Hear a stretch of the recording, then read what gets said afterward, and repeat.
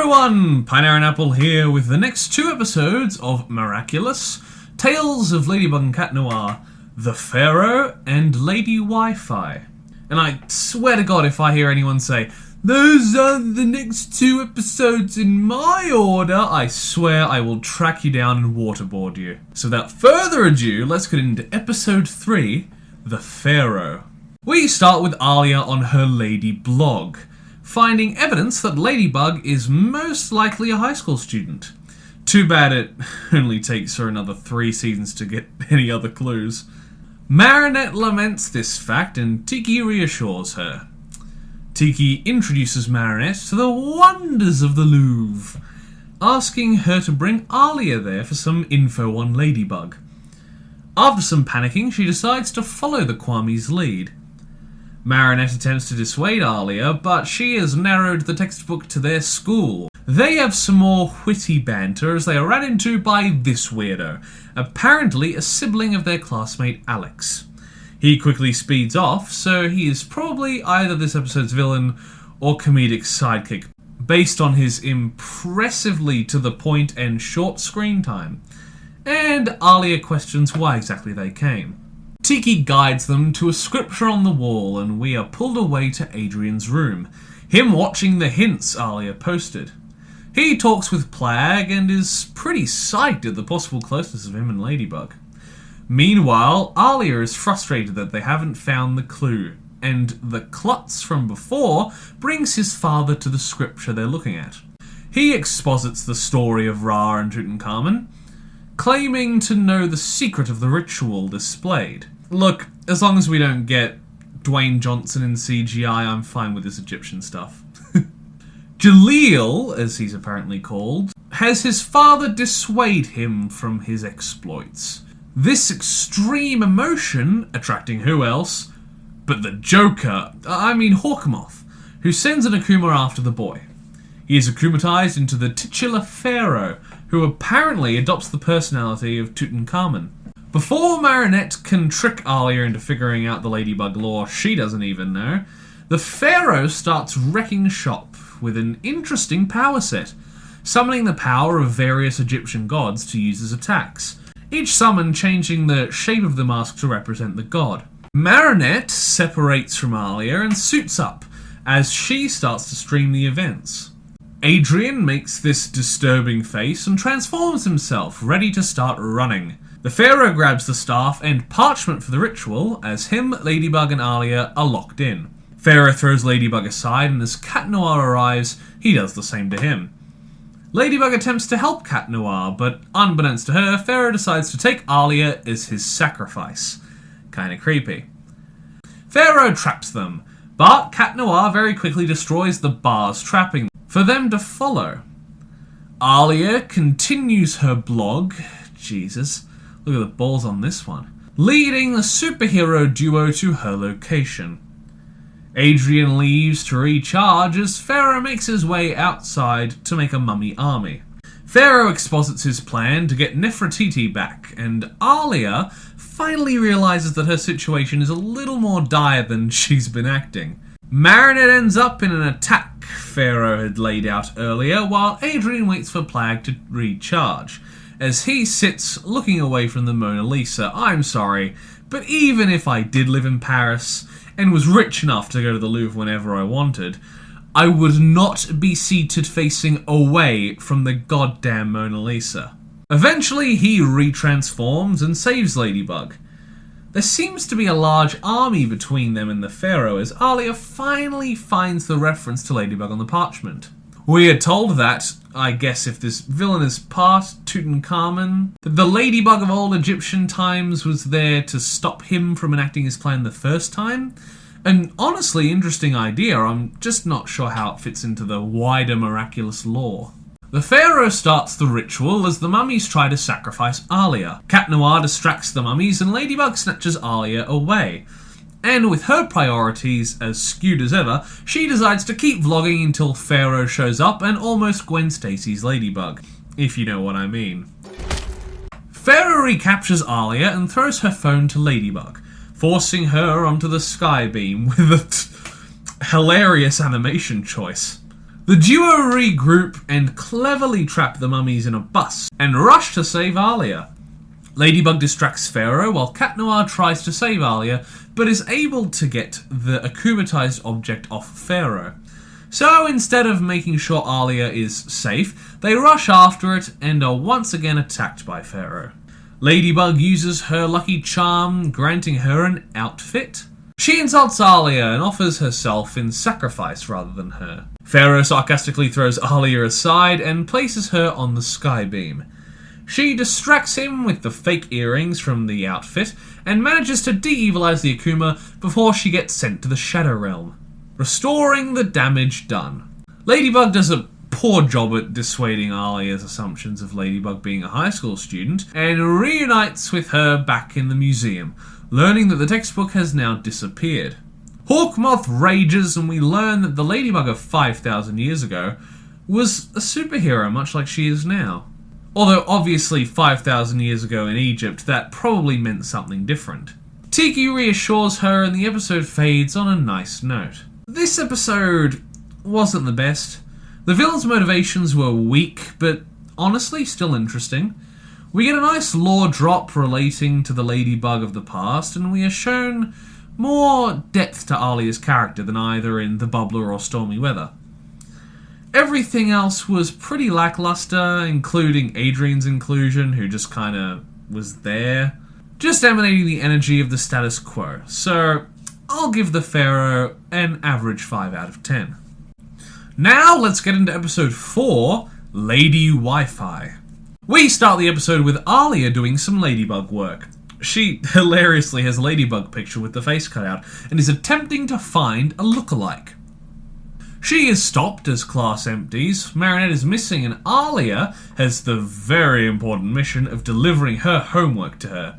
So looks over hill and over dale, but in a search, finds class rich bitch Chloe, moving a Ladybug outfit into her bag, thinking that she might be Ladybug. Fuck no. Still unable to contact Marinette, Alia pulls Nino aside. His BFF, Adrian, also missing. What a coincidence that Paris' superhero duo just stopped a villain. Somehow she still thinks that Ladybug is Chloe, that Nino rightfully tells her is pure insanity. I mean, even if you remove the whole different personality types from the equation, she already found out that their faces don't look the same. Not to mention the hair. Ladybug travels the rooftops and eventually lands, retreating with Tiki back to her bakery. Her mother gives her her school bag that Alia dropped off, and she finds a cryptic note detailing that Alia knows what she did last summer. I mean, that she knows who Ladybug is. Marinette isn't worried, but is unable to reach Alia, as the signals are conveniently down. So she does her homework. Utterly riveting. Holy shit, I don't know if we covered it in Stormy Weather, but here is a shot at the school that contains both Stormy Weather and the weather girl that beat her. There's students here? What the fuck? Chloe fucks around for a bit and Alia drags Nino around to act in front of Chloe to get her to admit her identity. Alia took a photo of her locker and is ratted out by Kim and Sabrina. Chloe takes her to the principal and complains, but the principal is threatened by a call from the mayor, suspending Alia for a week. Alia finally realises her mistake, and creepy basement dweller here sends an Akuma out for her. Marinette gets to school over an hour late, only missing the distraught Alia by, 10 meters? Alia runs away and is akumatized into Lady Wi-Fi, which, much like Pharaoh, I think is an interesting design and power set, especially when relating to her personality and interests. Marinette makes it into class, but is immediately thrown out. Adrian is also told of Alia's incorrect theory, making him very uncomfortable. Marinette finds the principal frozen by Lady Wi-Fi, who hijacks all display devices. The recording shows the principal admitting his wrongdoing, and Marinette figures out the identity of Lady Wi-Fi. Although, really, was it that hard? Marinette transforms as Lady Wi-Fi's broadcast ends. Adrian similarly transforms, knowing of Ali's misconception, heads to Chloe's home. seeing her play in a Ladybug outfit. Wow, he is infuriatingly undecided whether she is real or not. What the hell? Marinette makes reference to an episode we haven't seen yet, and Lady Wi-Fi bursts in on Chloe, freezing her and broadcasting it as she takes off the mask. Too bad that she's proven wrong once our heroes appear. Lady Wi-Fi sends some shots off as she chases them around the building, leading her further down to block off her powers, since her name is literally Lady Wi-Fi. Lady Wi-Fi locks most of the doors, forcing the heroes back upstairs, as Kat talks about how they could know each other in real life. Do you want carte blanches, Miraculous? Because this is how you get carte blanches. The heroes make their way through the restaurant, using many phones around the room to launch sneak attacks. A clever idea. Ladybug promptly starts wrecking them as she corners Lady Wi-Fi in the kitchen, locking Cat Noir out. He finds a way in through the dumbwaiter, but how the hell did he get those plans on his phone? And how did he do it so quickly? Wi-Fi catches Ladybug and attempts to unmask her on broadcast, unable to get the mask off, but manages to de-transform Adrian as he's locked in the freezer. Hawkmoth's plan, rather than just take off her earrings, is to have her call her lucky charm, meaning eventually she will need to de-transform. Seriously? Just, God, that annoys me to no end. Just take the goddamn earrings off. You realise that Hawkmoth is an adult, and these are children, and they have different levels of understanding and intelligence. Well, they should, because the big rich man who's under the Hawkmoth disguise should be able to figure out that you just need to take the earrings off. I realise that this is kind of a children's program, but my god, that does not excuse it for being stupid. Lady Wi-Fi gets away while Ladybug tries to help Adrian, getting a box as her lucky charm. Her idea is to put the box in the microwave that's in the kitchen and use the said microwaves to jam the signal, disabling the lock.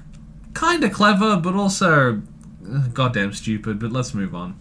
Adrian finds the ring and transforms back, but Ladybug needs to de-transform, so he covers the camera watching the room, and leaves to jam the Wi-Fi, eliciting a decent if abruptly short chase from Lady Wi-Fi, before cataclysming the Wi-Fi tower.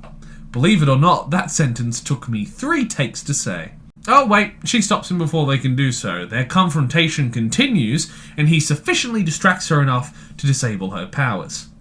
Before long, Ladybug's able to get the phone and de-evilize it. Alia fangirls out, but the heroes disappear to recharge, while Alia gives one of the most emotive line reads I've seen in this show. So, oh no, where'd they go? Cat Noir wants to know her secret identity and tries to look as she de-transforms, but leaves before he can do it.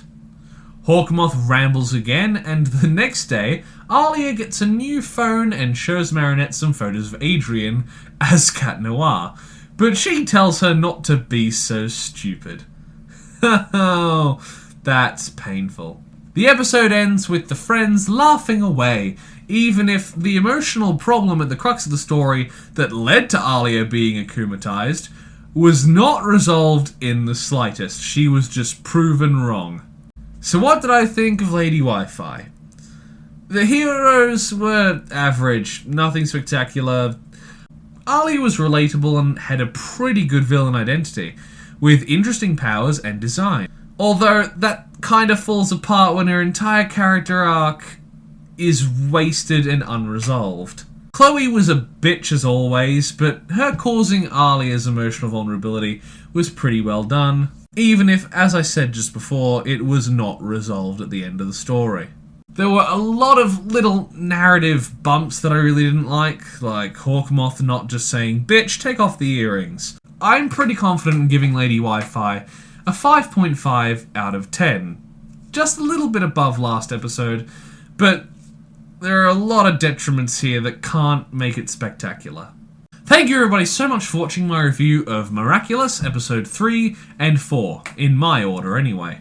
Please like the video if you liked it, write a comment down below if you wish, and consider subscribing to the channel if you want to see more videos like this, and if you do ring the notification bell so you're told every single time that I make an upload. Check the links in my description if you want, and once again, thank you for watching. I'll see you in the next video.